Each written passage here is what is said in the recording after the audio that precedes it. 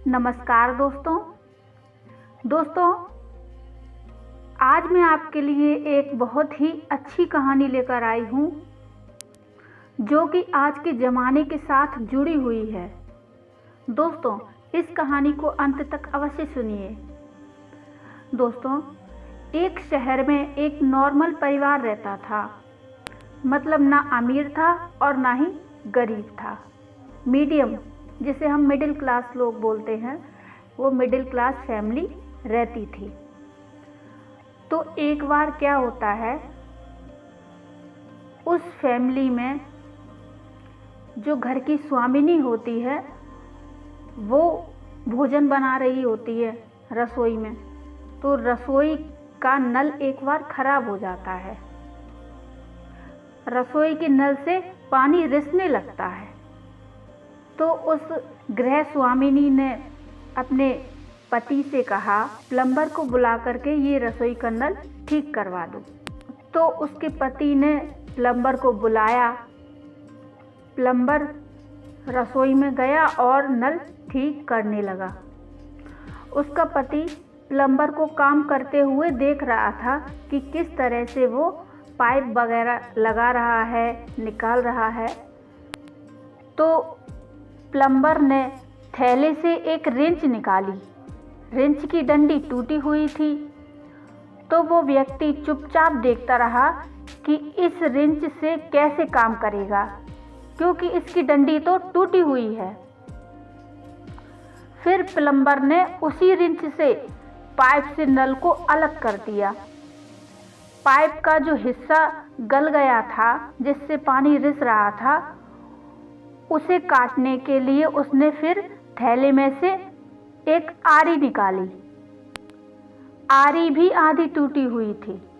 तो वो व्यक्ति मन में ये सोचने लगा कि पता नहीं मैंने ये कैसे मैकेनिक को बुला लिया है, ये कैसा प्लम्बर है, कैसे काम कर पाएगा, इसके औजार तो टूटे हुए हैं। तो वो व्यक्ति प्लम्बर को देखता रहा।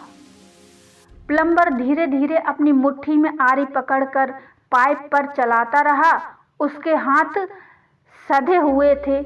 कुछ मिनट तक आरी आगे पीछे किया और पाइप को 2 टुकड़ों में काट दिया। उसने गले हुए हिस्से को बाहर निकाल दिया और बाकी हिस्से में नल को फिट कर दिया। इस पूरे काम में उसे करीब 10 मिनट लग गए।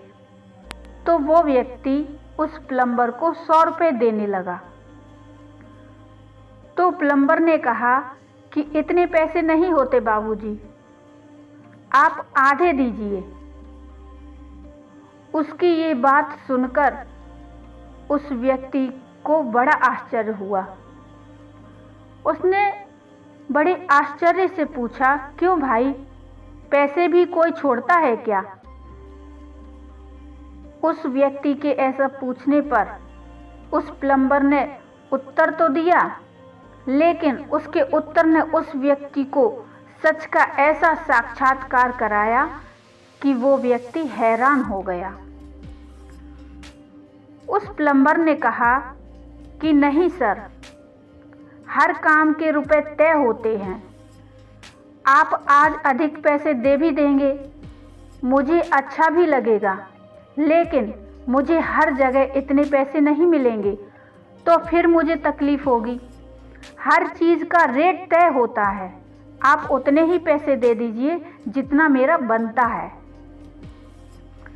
तो उस व्यक्ति ने धीरे से उस प्लम्बर से कहा कि तुम नई आरी खरीद लेना और नई रिंच ले लेना, काम में आसानी हो जाएगी, तुम्हारी आरी और रिंच टूटी हुई हैं।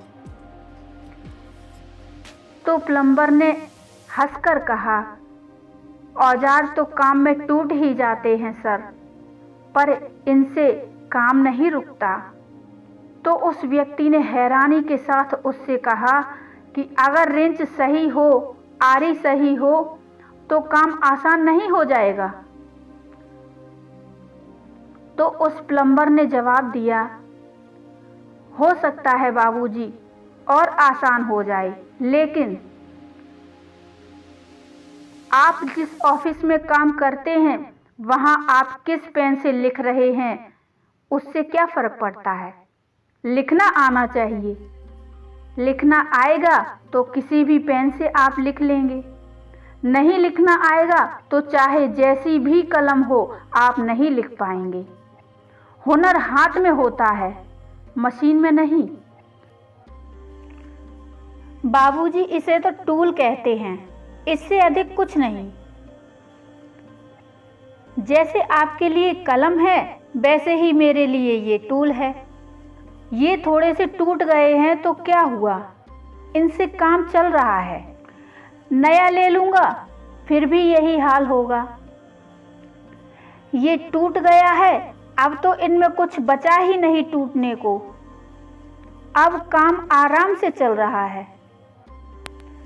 तो वह व्यक्ति प्लम्बर की बातें सुन रहा था और अपने मन में ये सोच रहा था कि दिनभर की मेहनत से ईमानदारी से कमाने वाले के चेहरे पर संतोष की जो लकीर वो देख रहा था वो सचमुच हैरान कर देने वाला था।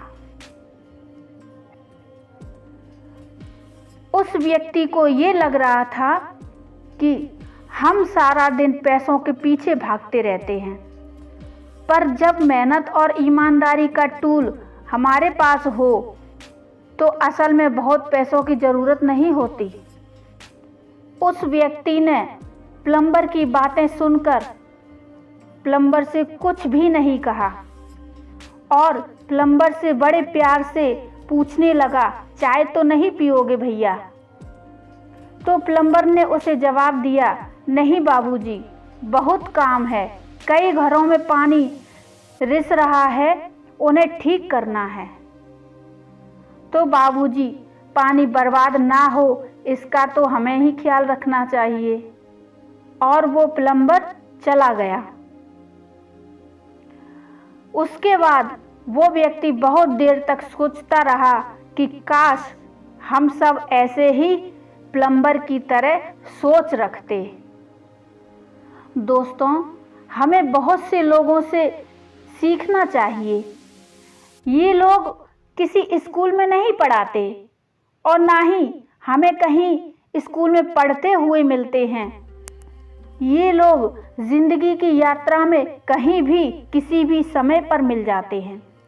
ज़रूरत तो है ऐसे लोगों को पहचानने की, इनसे कुछ सीखने की, झुककर इनकी सोच को सम्मान करने की।